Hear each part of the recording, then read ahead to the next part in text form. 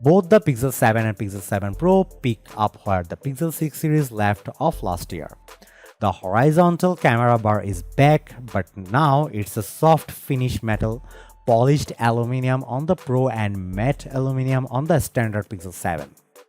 The camera lenses are also more prominent on this year's models than they were on the Pixel 6. It shows that Google really wants you to focus on those cameras, which is understandable given how critical photography is to the Pixel's overall value. In another return from last year's design, the Pixel 7 features a flat display. The 6.3-inch OLED is easy to use one-handed while also packing punchy colors.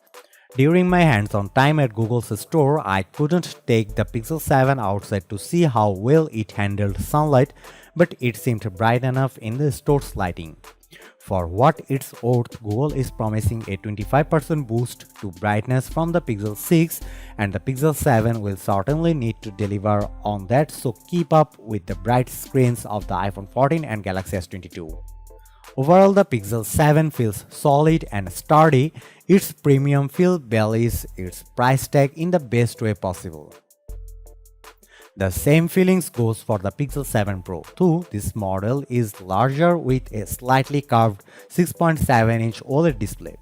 Its camera bar houses the telephoto camera separate from the other two lenses, creating a unique look that distinguishes the Pro from the Pixel 7 beyond just the size.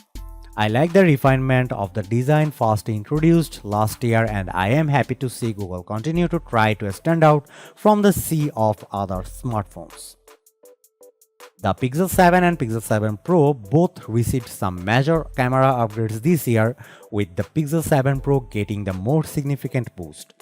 Google put a huge emphasis on zoom, with the Pixel 7 Pro aiming to offer professional level telephoto capabilities. Google's Super Res Zoom technology has vastly improved. Not only does it allow the main 50 megapixel camera to shoot at 2x, cropping down to a 12.5 megapixel image, but the Pixel 7 Pro can get high quality zoom anywhere between 2.5x to 4.9x by combining images from the main and telephoto cameras. At 5x, the telephoto lens kicks in, but Super Res Zoom works similarly up to 10x, which Google claims can create some amazing zoomed images. Super Res Zoom still does what it set out to do by cleaning up high digital zoom photos. At 15x and above, the feature will do noise your images, and zoom stabilization keeps your phone locked on your subject, much Samsung has done. This also helps provide nice zoomed images. Google really wanted to highlight the real tone, its inclusivity measures to ensure that everyone's skin tones are properly represented in their pictures. But that's not only inclusivity feature. Guided Frame helps blind users take perfect selfies by guiding them via voice to line up their shots. While I'm not blind, I nonetheless find this so cool. Both the Pixel 7 and Pixel 7 Pro feature a new macro mode, much like Apple introduced with the iPhone 13.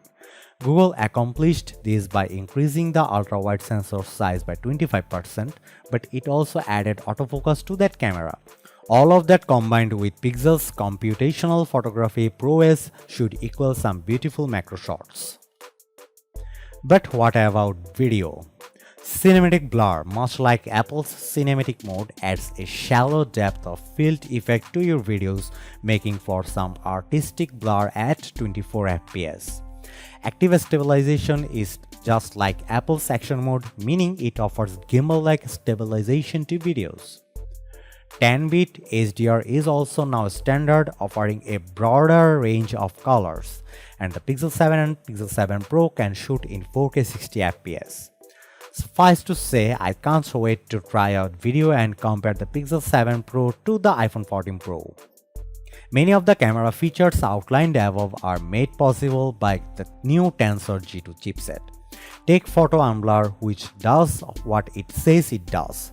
The latest Pixels can unblur pictures using machine learning and AI, but it's not just for pictures you take on Google Pixel 7.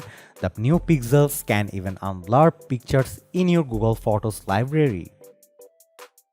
But that's not all that the new silicon brings to the table. Thanks to the latest Tensor, Google's new phones offer some really neat software tricks. One of my favorite Pixel features is the suite called Call Assistant.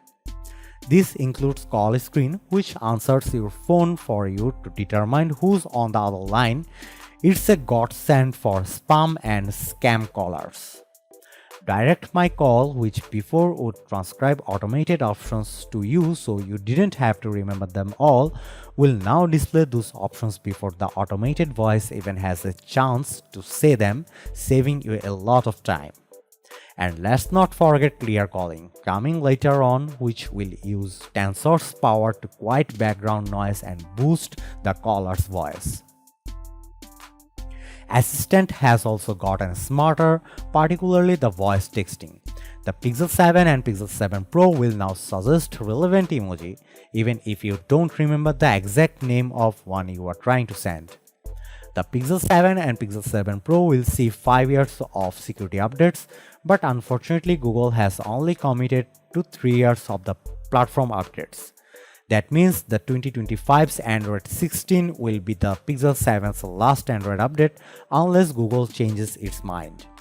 Considering that Samsung offers 4 years of Android updates, I find this move by Google disappointing. I am really excited for the Pixel 7 and Pixel 7 Pro, and I have even more excited to spend more time with both handsets in the upcoming days. The camera upgrades really entice me, especially the zoom upgrades. Google knows how to impress me with its photography prowess, so I have little doubt the newest Pixels will impress too. The new software features also excite me, from Photo Ambler to the Call Assist features. I love voice texting on the Pixel 6 Pro, so I imagine it will be a similar if not better experience on the Pixel 7 series. We will have our full reviews in the coming days, so keep it locked here.